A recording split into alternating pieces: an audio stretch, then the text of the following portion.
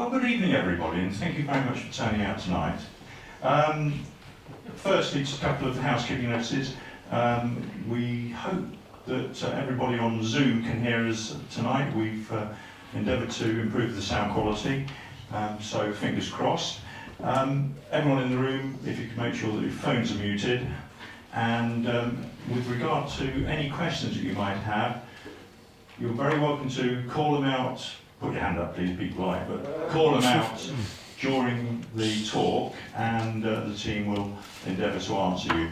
I'm not going to try and walk around the room with a microphone because of social distancing, but if you can make your questions loud and clear, and I'll ask you guys to repeat the question so that everybody can hear them. Okay, so this is the Cruising Division's third talk of the winter series, and it's my very great pleasure to welcome tonight Justin Houlton, who is a club member and the captain of the team, the crew. We have Rory Hadlington, I got it right? You did. And Dan Wakely. That's right. Okay, and unfortunately the fourth member of the crew and an indispensable member is indisposed, and that is Mark Galton, who can't make it tonight, unfortunately. Anyway, this is the On the Shoulders of Giants crew who will be taking part in the 2020 Talisker Whisky Atlantic Challenge, which is the toughest rowing race in the world. It was set up by Sir Che Blythe about 20 odd years ago, and this fabulous team are raising money. They've got an audacious, ambitious target of £100,000 towards two charities, My Name's Dodie and Pursuing Independent Paths. So I'm sure they'll tell you all about that as well. Gentlemen, the floor is yours. Well, thank you very much for that introduction.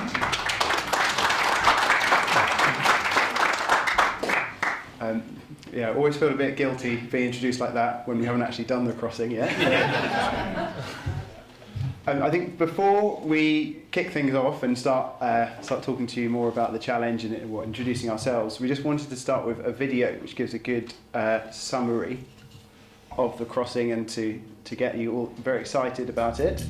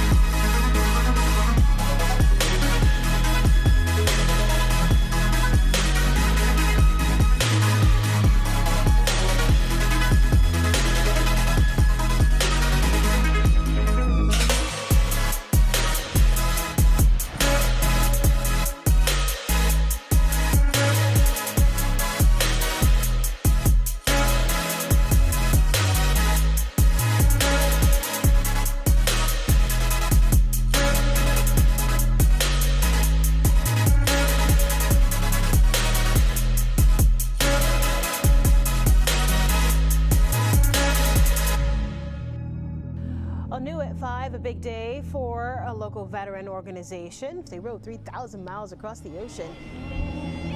Congratulations.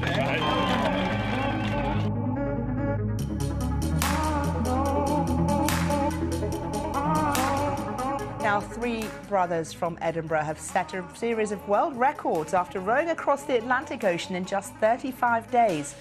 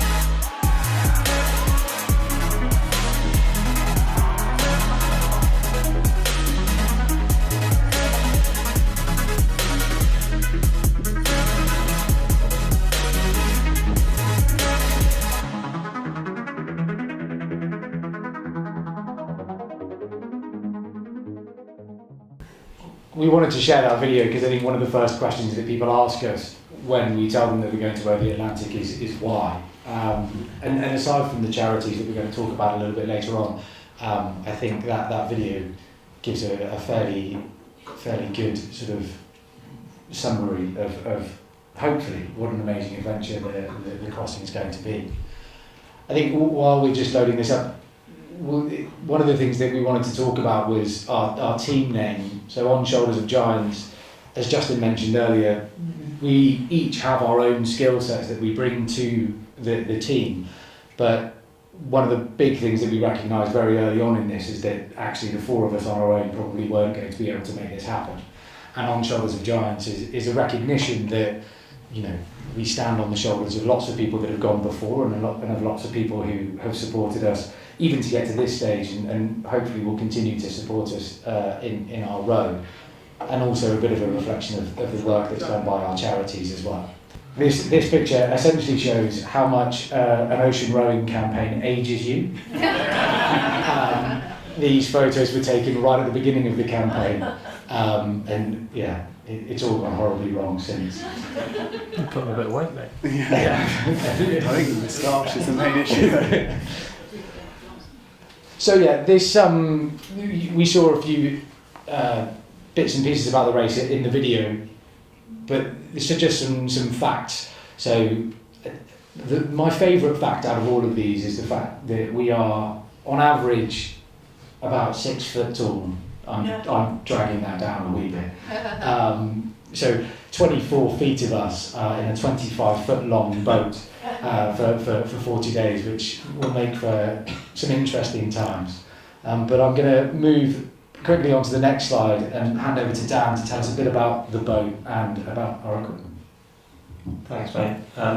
So the boat just gives a couple more sensors. So it's obviously 25 foot long, as Rory said. It weighs about a tonne unladen, and it will weigh about a tonne and a half when it's fully laden. That's with us, plus the kit, plus the nutrition. I guess we can see a little bit of the boat here. Apologies. You're right. All right, yeah, I can move in. Yeah, catch me on Zoom. So if we go from bow to stern, bow's kind of slightly out of shot. It's big in the bow. There's loads of space. That's the first thing we should talk about. People think it's actually quite small. Rowing across the ocean, I'd love to be in the bow. Sadly, Justin and I are in the stern, which is really, really tight. Rory's got a walk-in wardrobe in that thing. Then if we go kind of slightly towards the kind of stern end, there are 3 rowing seats that are slightly out of shot, 3 rowing positions. Typically we will row 2 on, 2 off, so there'll be 2 people rowing at any one time, but there'll be times when we'll row 3 up. The time we row 3 up is when the conditions are a little bit adverse and you still want to keep the boat straight and keep the boat going forward. Justin will go into that a little bit more when we talk about conditions in a minute. You can also see some of the key kit that we've got down here. Starting in the top right of the photo, you've got the dagger board and the rudder key. Often people don't take a spare rudder. We decided we're going to, because no one decided they were up for swimming 6 kilometres down to collect it. The rudder slipped out the bottom of the boat. You can also see we've got a roving solar panel. That's in addition to the 2 solar panels that are on the top of each cabin. So 1 on each cabin, totaling 2. We've got 3 sets of oars plus a spare pair, a lot of rope to do different stuff. Parachute anchor on the top left of the photo, that's the red and yellow thing. That's to keep the boat straight if the weather turns bad.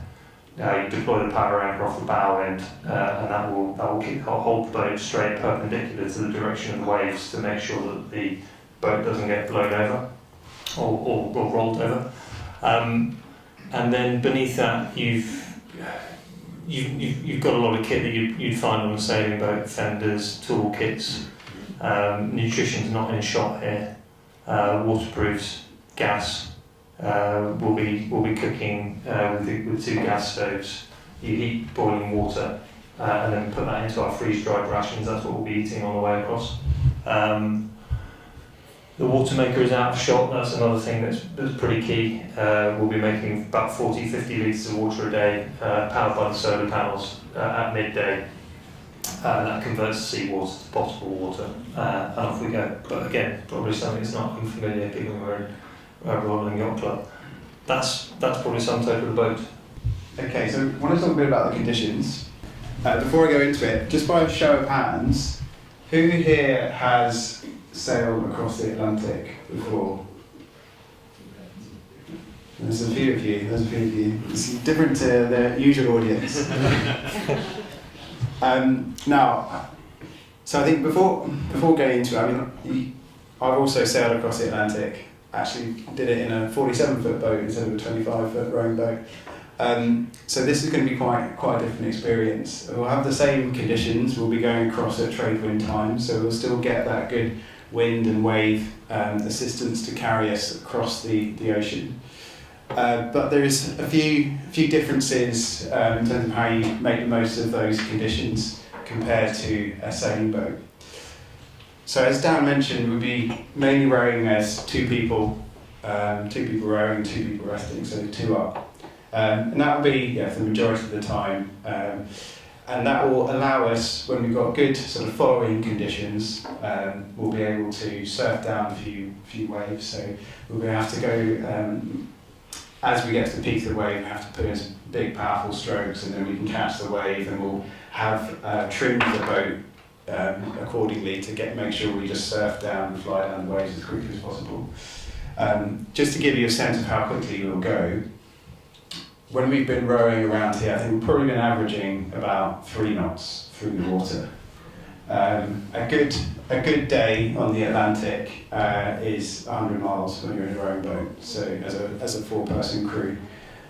So that's about just around 4 knots. So we can do a few of those, we'll be pretty happy. Now, so typical conditions, 2 people rowing, 2 people resting.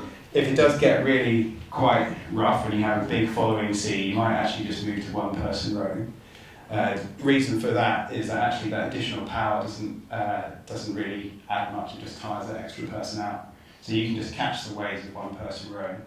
I think the top speed recorded on the Rannoch R45, which is the type of boat that we're going in, the bottom left, is 22 knots surfing.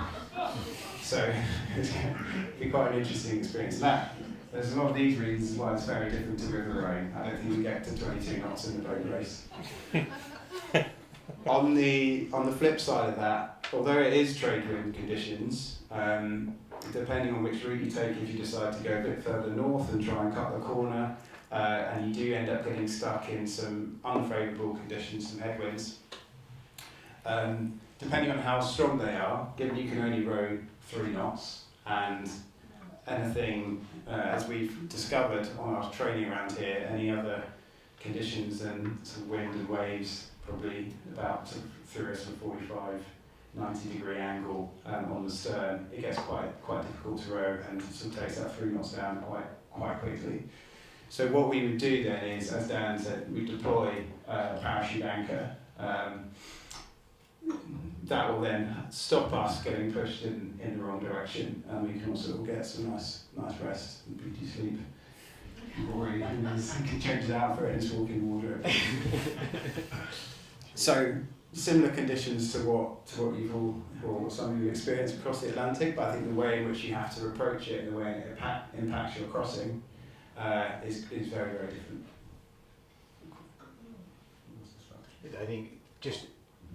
I think this is just an idea of the isolation that you get, and those of you who have sailed the Atlantic, of course, will be familiar with that. But a slightly crazy fact, there was a lady called Kiko Matthews who set the world record for the fastest solo female crossing a couple of years ago. And she realised at one point that because there weren't any shipping containers anywhere, or any other vessels anywhere near her in the ocean, and given how far she was from land at either side, the nearest human to her in the universe was actually in the space station, which sort of, the mind boggles, but there we are. She's an inspirational person, Kiko. Her story, she was diagnosed with brain cancer, recovered, and then rowed the Atlantic solo to raise money for the neurological unit that saved her life at King's College Hospital. So yeah, there we are, just a slight aside and a pretty picture. A slightly less pretty picture is this. So just to talk a little bit about the human element to it, we've spoken a bit about the boat and a bit about the sea, but I suppose the third factor in this is us. As Justin alluded to earlier on, 40 days is sort of what we're looking at in terms of our crossing time, and that will vary slightly depending on conditions and how hard Dan pulls and how well I sleep in the bow. Over that period of time, there's going to be a lot of impact on the body, and this just runs through a few of those things. And a lot of our training has actually been to prepare ourselves for this. There's a lot of talk about using rowing machines and using the erg in our training, but actually the majority of what we're trying to do, as well as be fit, is be resilient, because it's all well and good being fantastically fast over 2 hours, but actually, how quick are you going to be on day 20 or on day 40? So we spend a lot of time trying to manage things like, tendonitis, so working on loading, working in terms of our hands, so lots of, deadlifting in the gym, trying to avoid things like, wearing gloves and those things to try and harden up the skin on our hands to tolerate that amount of load. We've done a little bit of work in terms of long rows to try and get used to the polyphasic sleeping pattern that we'll have to do while we're out there. But ultimately, that's a big unknown, actually. We're not quite sure how we'll react to those things.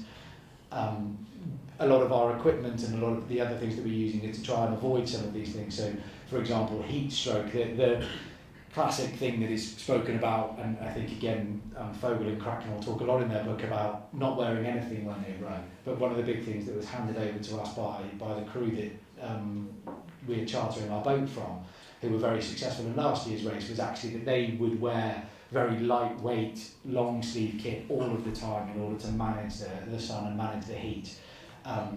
Similarly, our seating pads are something that we spent quite a lot of time working on in order to manage the fact that we're going to be sat in one position for a very long period of time. And inevitably, it's going to be impossible to keep that dry and to keep sort of salt water away from those kind of pressure areas. So it just gives you a bit of an idea of the human element to the event and to the challenge. So I'll hand back to Justin to talk a little bit more about our training. We've been lucky enough to be based down in Houlton for the duration of our training. So we've had the boat since June. We were originally hoping to get it in March, but that's been delayed for obvious reasons. But we've had some fantastic time training around the Solent and the wider south coast, as this picture shows. Again, I think it's just interesting having sailed around here, having been out on the water, to then suddenly realise the differences between sailing and then taking a rowing boat out when you can only do 3 knots. At the best of times, although we already do 9 knots by myself once, I think, with the tide or something. Just over there. Yeah.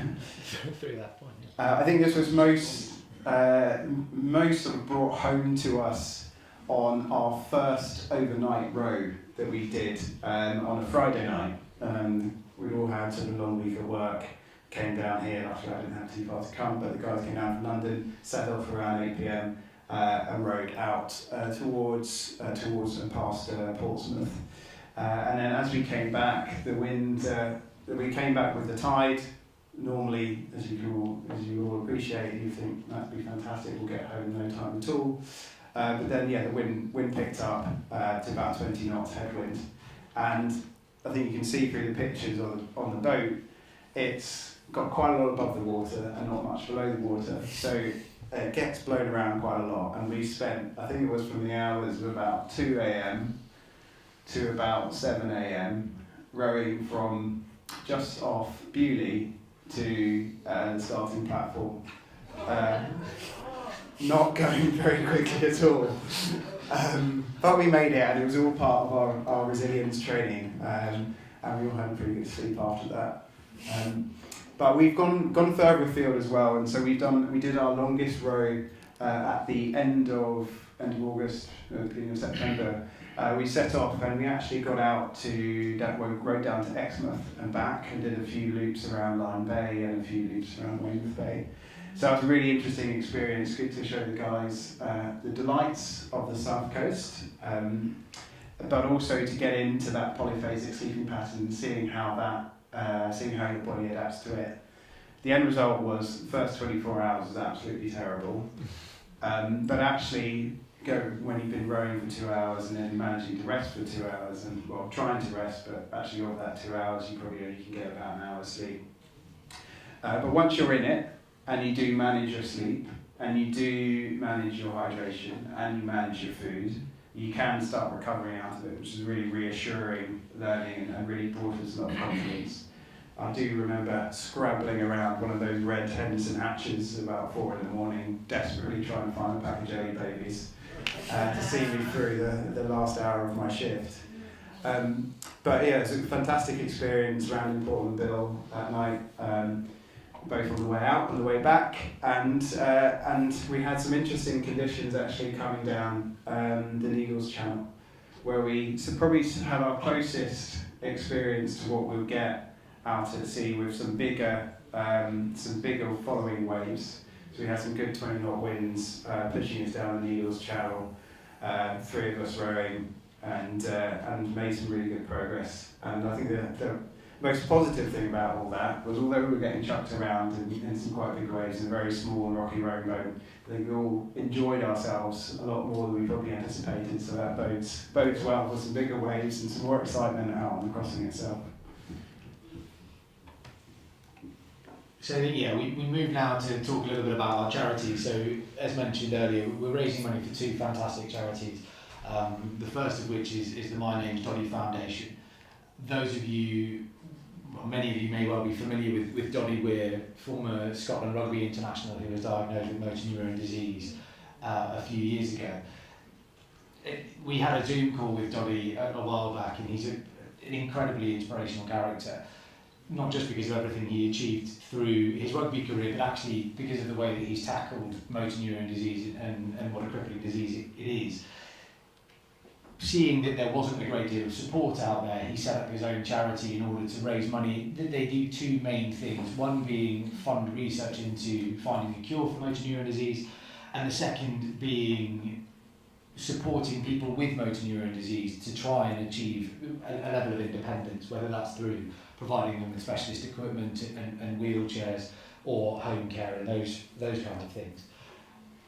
Motor neuron disease is something that's very close to my heart in particular. Some more embarrassing photos of me, top right in the background, and then the shorter one that looks like a younger version of me in the foreground. On the left there in that picture is a chap called Steph. Steph and I played rugby together from the age of about 7. His mother died of motor neuron disease when we were 16, and Steph was diagnosed with motor neuron disease at the age of 23. At the time he was studying for a PhD in cancer research up in Manchester. Unfortunately he was never able to complete that course. Steph was an incredible person, a very stubborn man, a physical specimen, and embodied lots of the characteristics that one might need to complete a challenge like this. And I've done a couple of things for the Motor Neuron Disease Association in the past in memory of Steph. But Steph is very much my inspiration for doing this, and my inspiration for lots of things in life actually. So that's the My Name's Doddy Foundation, and I'll hand over to Dan to talk about pursuing independent paths. Can I ask you the significance of the changing the S to a 5, please? So Doddy Weir was a second row when he was playing for Scotland. Interestingly, the same position that. Oh, is that still working? Yeah, it's going. Sorry. So Doddy Weir was a second row, and in rugby the second rows were numbers 4 and 5, and so 5 was his number, and coincidentally also actually Steph's number when he played rugby back in the day. I was a prop and he was my second row. For anybody who knows rugby, I've lost a lot of weight since then. Have you? Genuinely. The second charity we're supporting is Pursuing Independent Paths. I'm the trustee there, which is the link.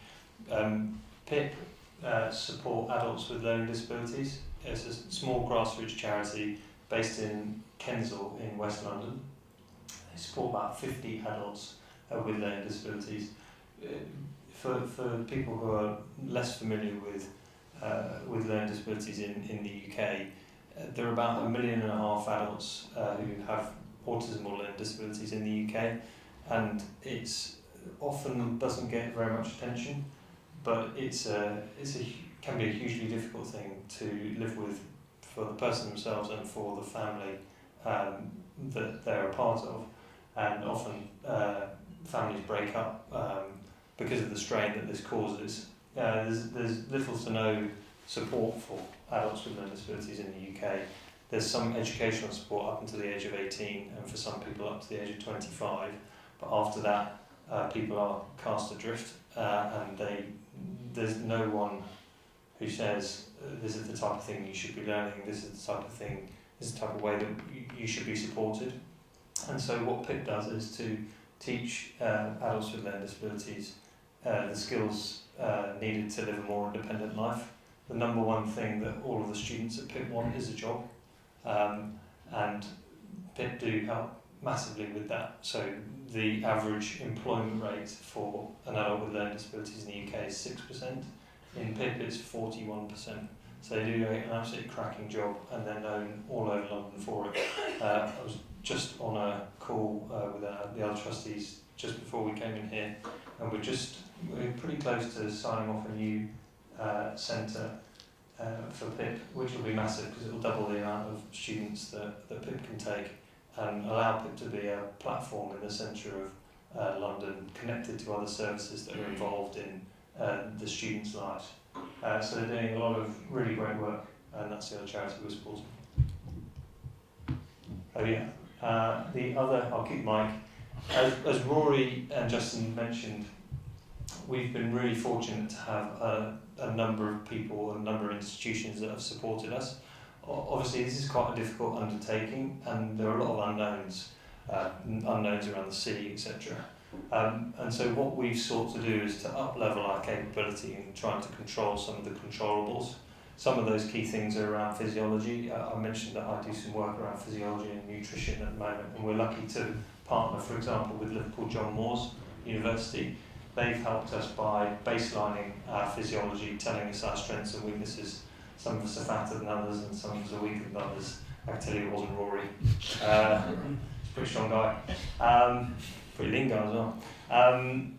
And so they've been massively helpful in telling us exactly like where we stand from a physiology perspective, and they've given us a lot of advice around our nutrition as well.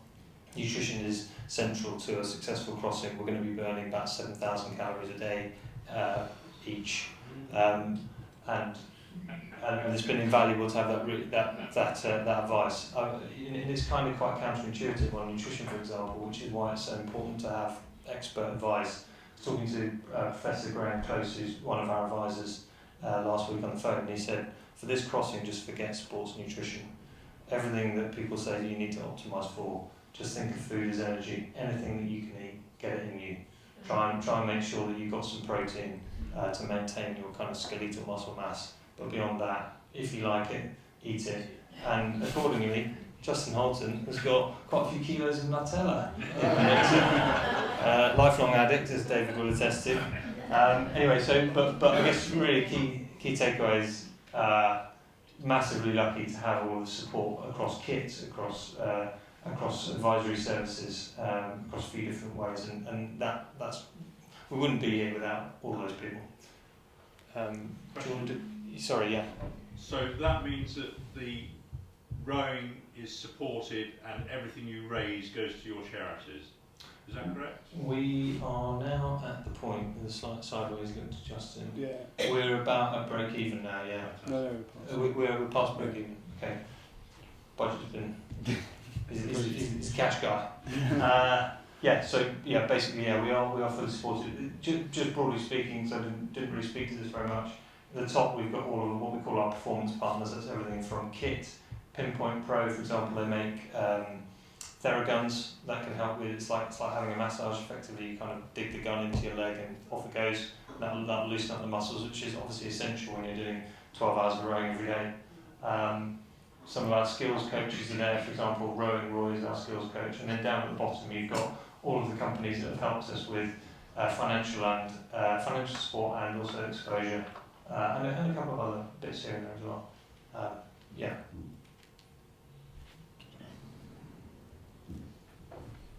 So on top of the partners that Dan's just taken us through, we've obviously been supported by the local community here.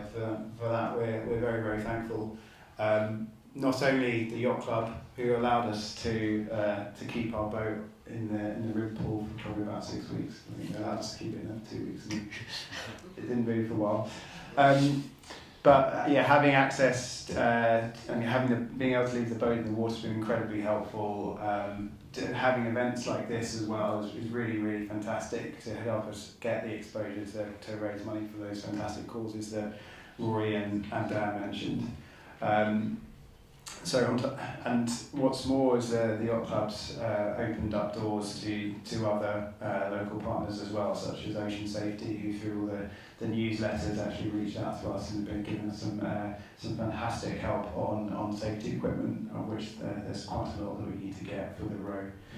And then down the road, the Yacht Haven has been great. It's allowed us to keep the boat there for on the hard since we had it in June up until Monday, when we actually took it back to the east coast to Essex, where it's going to get shipped off to the Canary Islands, I think at the start of next week.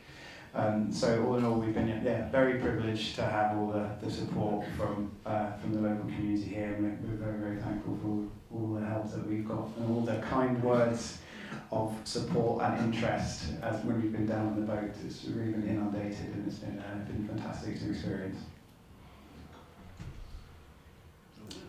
So I think that's everything that we wanted to take you through. I think that our website and various Just Giving or Virgin Money Giving links have been sent out in the newsletters.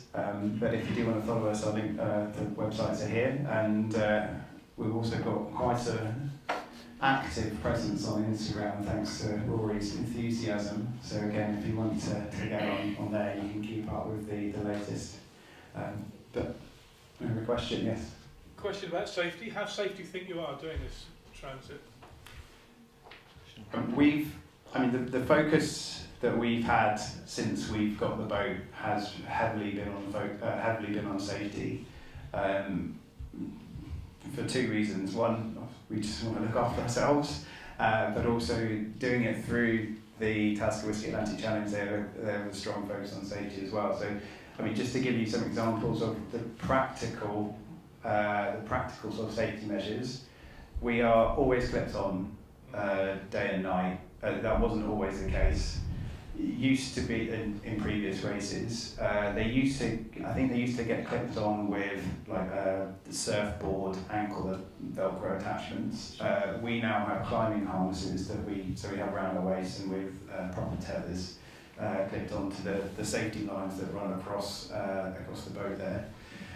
We also always keep the cabin doors closed, so the boat is self-righting. As long as the cabin doors are shut. Only one needs to be shut, right? Both needs to be shut. We're going to shut both as a rule, but Yeah. I think they have right. So the boat won't sink, even if both cabins flood, because you've got lots of different compartments through the deck of the boat. So we carry all the usual safety equipment, life rafts. We've got 2 EPIRBs. We each have PLBs attached to our harnesses, so even if you become unclipped for some reason, you'll still have a PLB on. So I think we put a really strong focus on safety.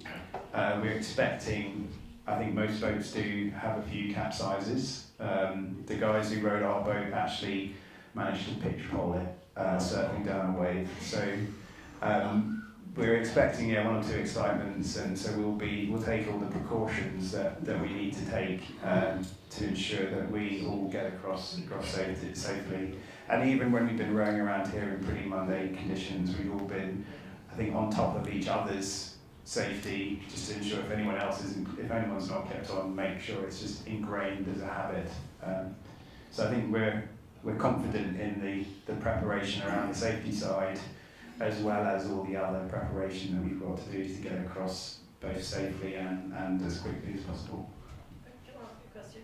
I want to go back to your water maker. What kind of water maker is it? It's a Zen 30, Schenker Zen 30, so it's one of the lightweight ones.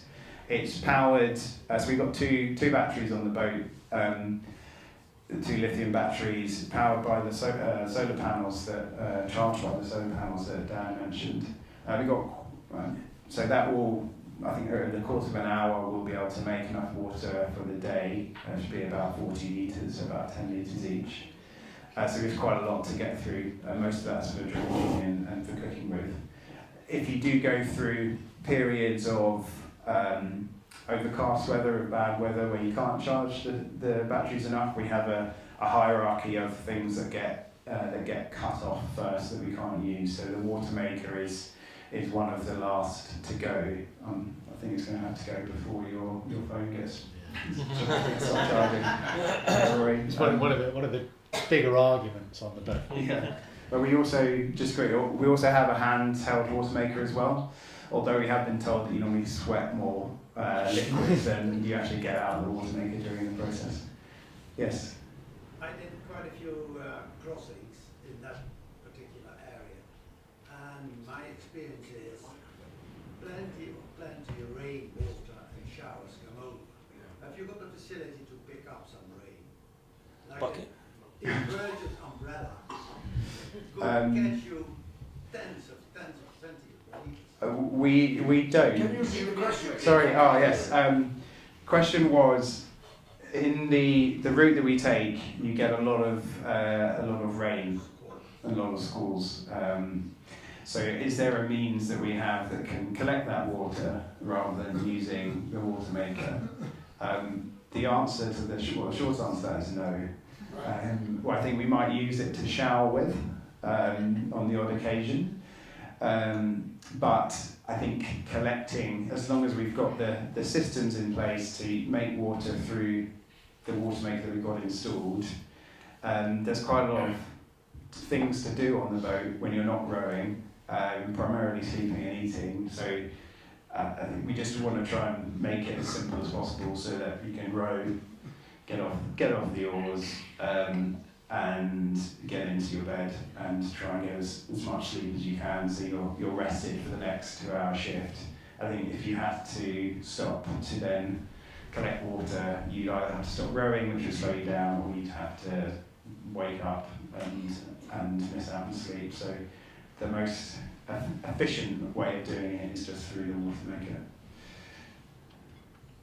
When are you going? Questions, when are we going? Do you want to? Sorry, I just like to talk, that's all. So yeah, we fly, as Justin mentioned, the boat's already gone. That I think is shipped middle of next week. We will fly out on the 30th of November, and the event itself starts on the 12th of December. And how long do you hope to do it in? Secretly? So we're working around the idea of a 40-day crossing. To give a bit of idea to context and perhaps to touch on the safety thing, we have enough rations to last for 55 days, of which about 10% are wet rations, just in case our water maker gives in. The world record it was on one of the earlier slides, but the world record is about 29 days, 17 hours and 35 minutes. Not that I've been keeping it up.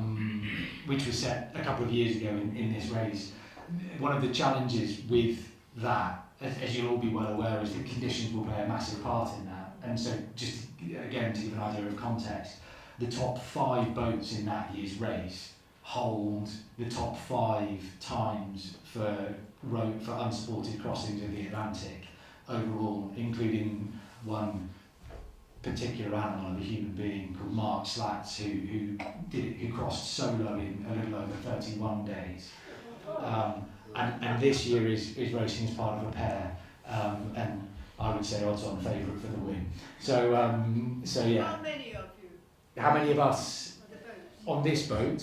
How many boats? crews? Sorry, so how many boats? There are 20 crews in this year's race.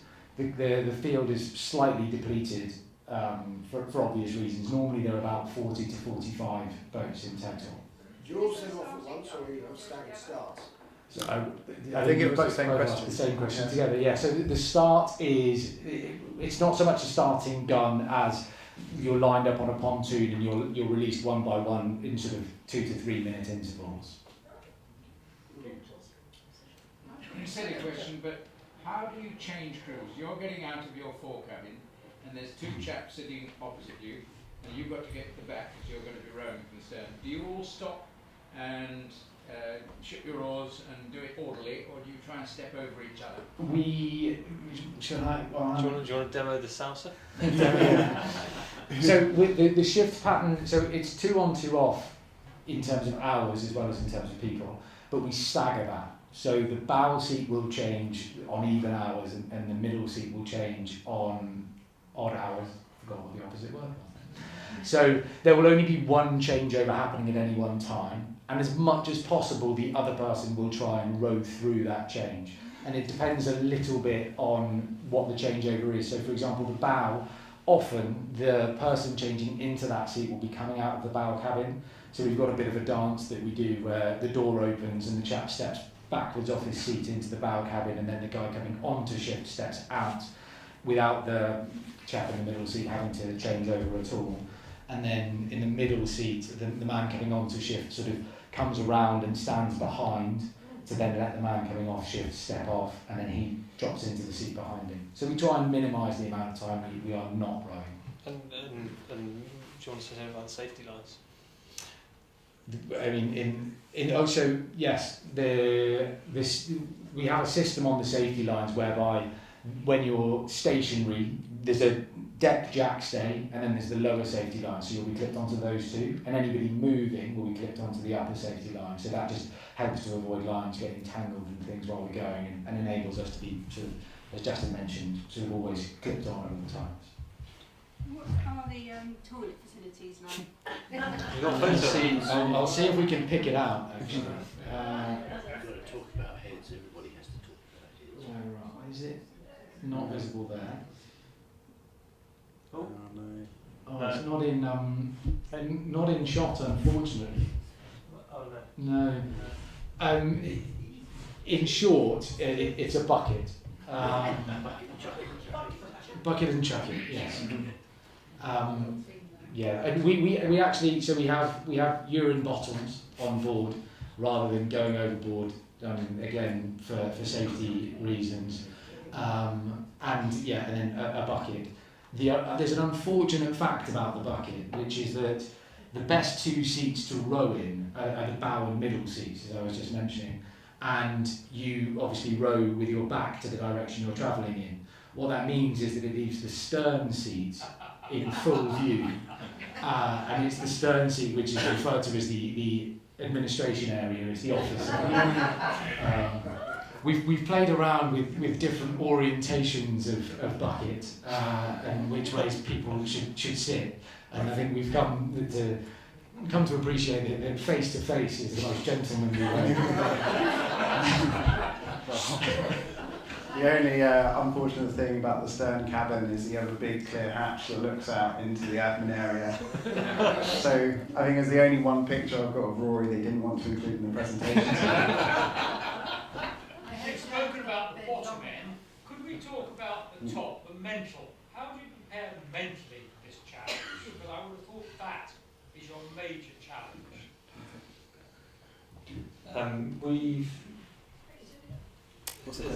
The question, yeah, quite right. How do you prepare mentally for this type of challenge? I think this obviously remains as a big unknown, and if we compare the road to sport more generally, there's many sports are pretty well documented in terms of how you perform both physically and mentally, whereas there's only a couple hundred, 300-400 people who've done an Atlantic crossing on a rowing boat, so it's pretty uncharted territory. It's longer than most things that have been done. Having said all that, there are a few frameworks that we've adopted and a few exercises that we've done as a team in order to prepare ourselves mentally. In terms of the exercises we've done as a team, we've done several things around major concerns, what you might call a pre-mortem of a catastrophe. We think about the kinds of things that can go wrong, what you would do to mitigate those, what really scares you about, what really scares you when that would happen during the crossing. We've been very open about that as before.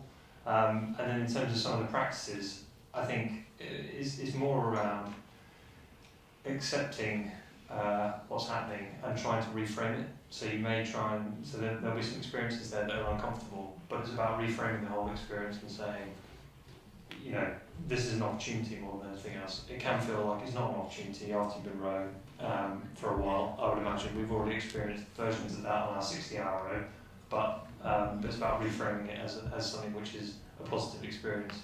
And then if you can't reframe it, you just have to accept it for what it is. That's the leading psychology in the area. We'll let you know when we get back. Have any of you suffered from seasickness? To answer that question, I was going to touch back on some of the psychology.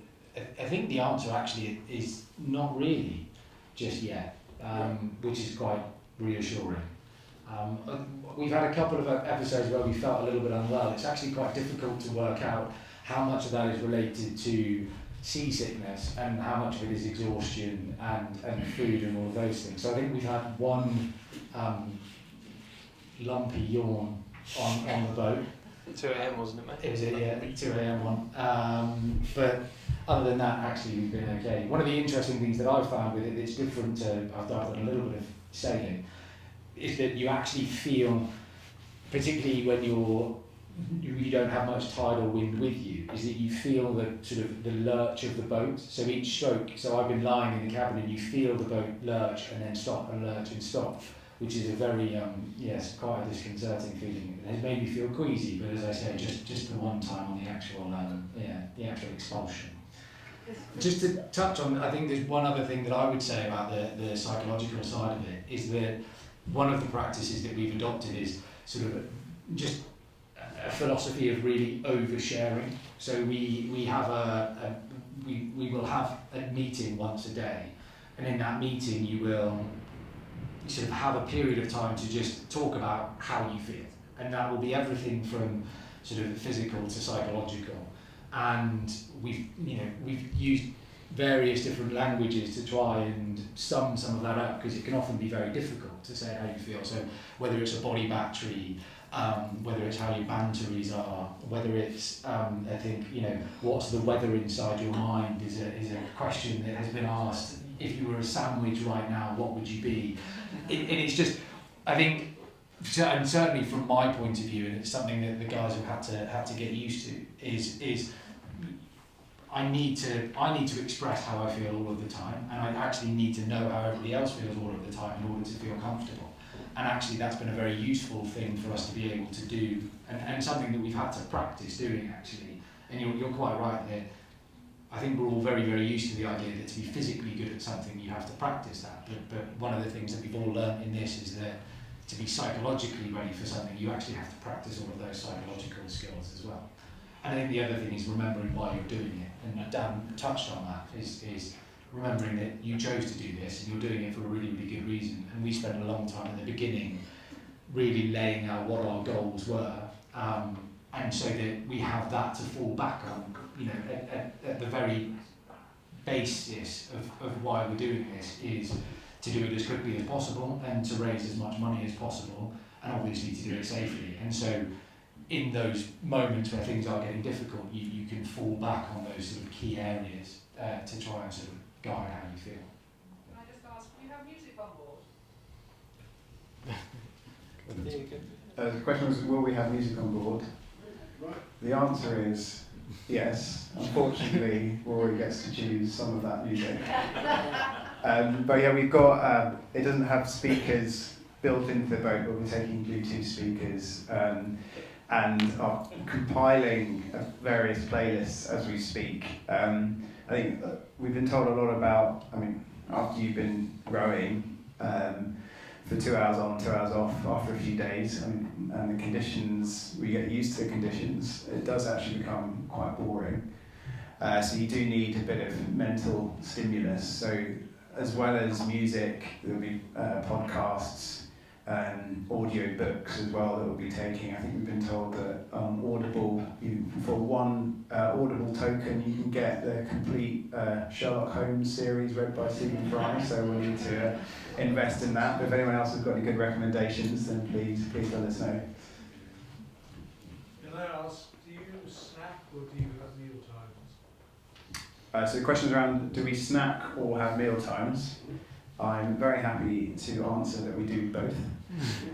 So we have 3 ration packs, so breakfast, lunch and dinner. We also have a snack pack that you sort of dip in and out of throughout the course of the day.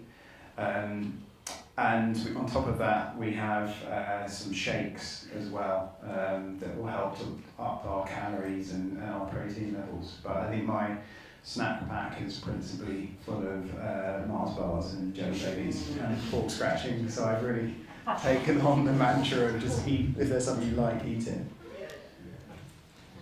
Can we follow you? The question is, can you follow us? And the answer is yes. We'll have a yellow brick tracker, just like the ARC. Link will be on our website, and I'm sure we'll send it around as well. Good. Just one more question about communications. What do you have? Obviously a sat phone.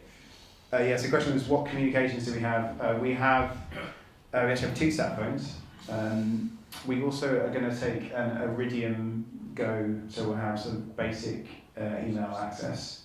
I think some boats do take proper Wi-Fi, so you can actually go on your phone and on WhatsApp and Instagram and stuff like that. But I think we actually want to get away from it all a bit. But we have that VHF, of course, and then, as I said, for emergency communications, we're sort of swimming in EPIRBs and PLBs and all that stuff. But who would rescue you? Very good question. I mean, there's two safety boats go across. So the question was, who would rescue us? It would be the same as if there's any sort of disaster on any other crossings or any passing ships. I think it would be difficult to ask any of the other rowing fleet to come to our assistance. It would definitely take a while. But there are two boats that go across with the fleet, but they pass through it.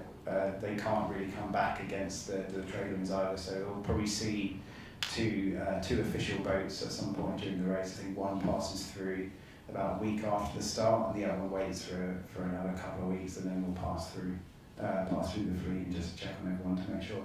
One, I think everyone's okay, and 2, that no one's actually cheating. Navigation. Just head width. So the question was about navigation. I think we know we've got one waypoint we need to go to, so it's relatively straightforward. But we do have one of the partners that we have is a weather router, land-based weather router, who will be sending us daily weather updates and some headings as well that we need to head to for that day to make sure we either get out of light patches of wind and get into stronger following winds, or try and dodge some adverse conditions. So,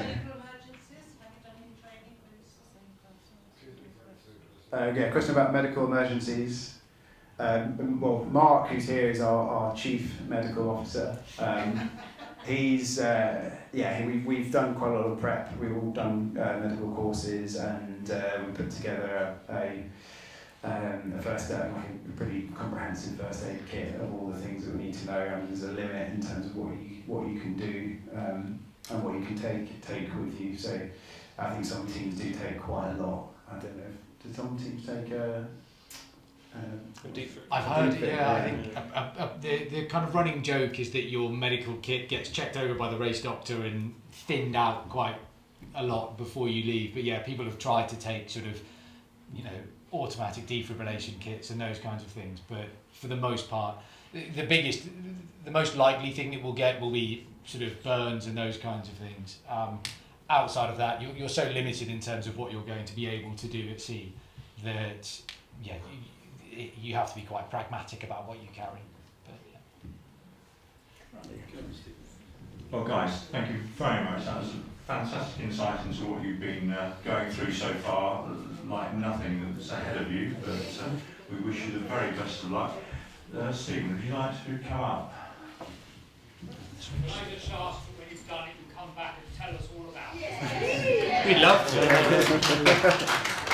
Thank you. That is going to be a booking. Thanks, Ian. Thanks, guys. Am I okay here? Yeah, go on. I'll stay here. I'm Stephen Crates. I'm a member of the GC here.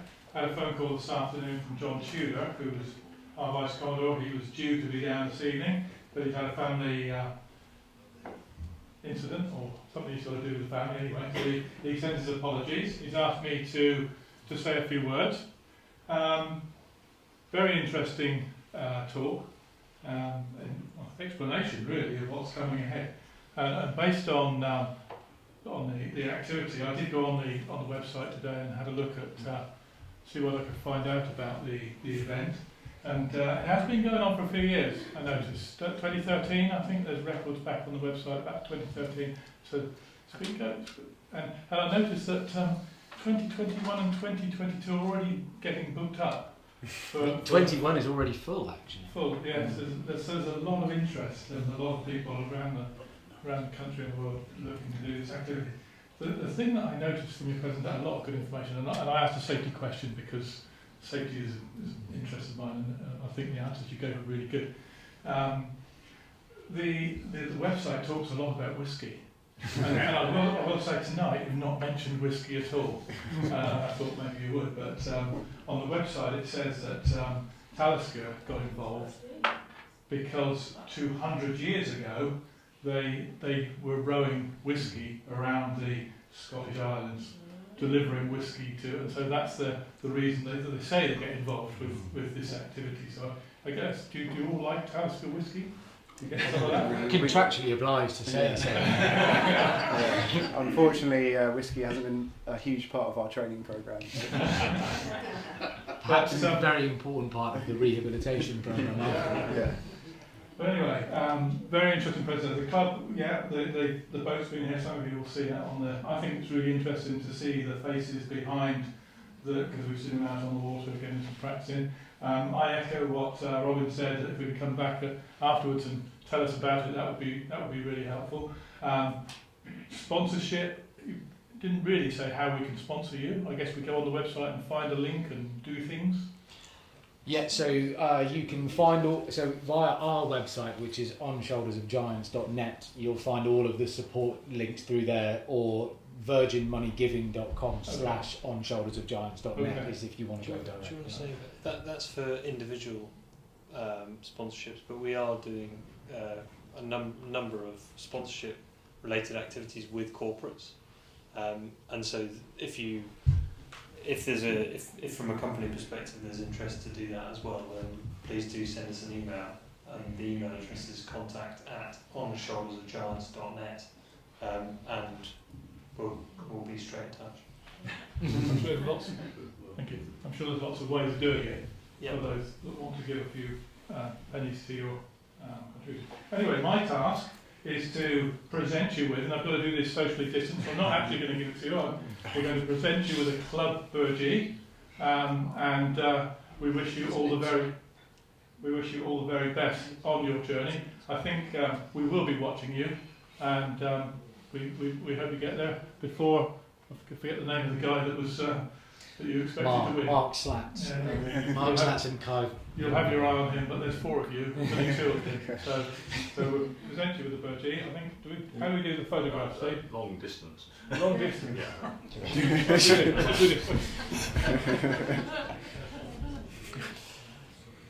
One more. Can I step up?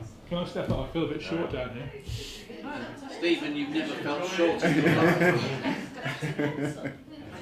Okay. Thank you. Yeah, they've got the burgee. This is for. This is the defeat, ensign. Yeah. So, Thank you very much. No, thank you very much. I mean,